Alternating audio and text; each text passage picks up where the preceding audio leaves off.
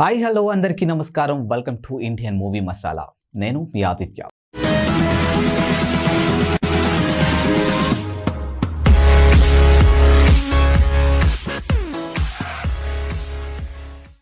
దర్శకుడు రామ్ గోపాల్ వర్మ ఏది చేసినా సంచలనమే. ఇక ఆయన రూపొందిస్తున్న తాజా చిత్రం వ్యూహం.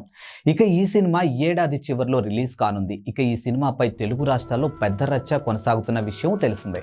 వ్యూహం సినిమాను ఆపాలంటూ కోర్టులో పిటిషన్ దాఖలు, ఆందోళనలు కొనసాగుతూ ఉన్నాయి.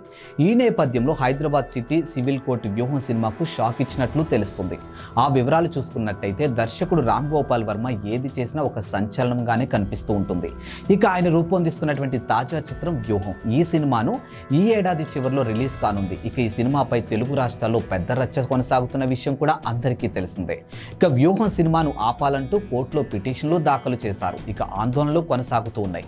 ఈ క్రమంలోనే హైదరాబాద్లోని ఆర్జీవీ ఆఫీస్ ఎదుట ఆందోళన చోటు చేసుకుంది. ఇక చంద్రబాబు ఫ్యామిలీ టార్గెట్గా ఆర్జీవీ సినిమాలు తీస్తే చూస్తూ ఊరుకోమని హెచ్చరించారు. ఇక టీడీపీ ఫ్యాన్స్ ఇదిలా ఉంటే ఈ సినిమా విడుదలపై హైదరాబాద్ సిటీ సివిల్ కోర్టు మధ్యంతర ఉత్తర్వులు జారీ చేస్తుందని తెలుస్తుంది.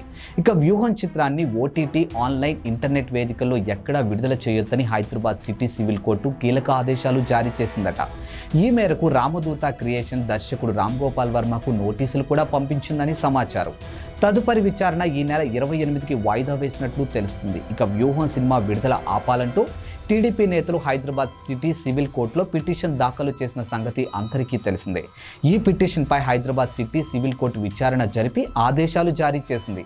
ఇక ఈ చిత్రానికి ఇచ్చినటువంటి సెన్సార్ సర్టిఫికెట్ను రద్దు చేయాలని కోరారు టీడీపీ నేతలు. Central board of film certification ప్రాంతీయ కార్యాలయం, రివైజింగ్ కమిటీ, రామదూత క్రియేషన్స్ నిర్మాత దాసరి కిరణ్ కుమార్, దర్శకుడు రామ్ గోపాల్ వర్మను పిటిషన్లో ప్రతివాదులుగాను చేర్చారు. ఇక చిత్రం విడుదల కాకుండా నిర్మాతను ఆదేశించాలని న్యాయస్థానానికి టీడీపీ నేతలు విన్నవించారు. ఈ సినిమా వల్ల చంద్రబాబు ప్రాథమిక హక్కులకు భంగం కలగడంతో పాటు పార్టీ గౌరవం దెబ్బతింటుందని వారు ఆరోపణలు చేస్తూ ఉన్నారు. ఇక ఈ సినిమా ఈ నెల 29న రిలీజ్ చేస్తామని మేకర్స్ చెప్తుండగా కోర్టు దీనిపై తీర్పు వెలువరించనుంది.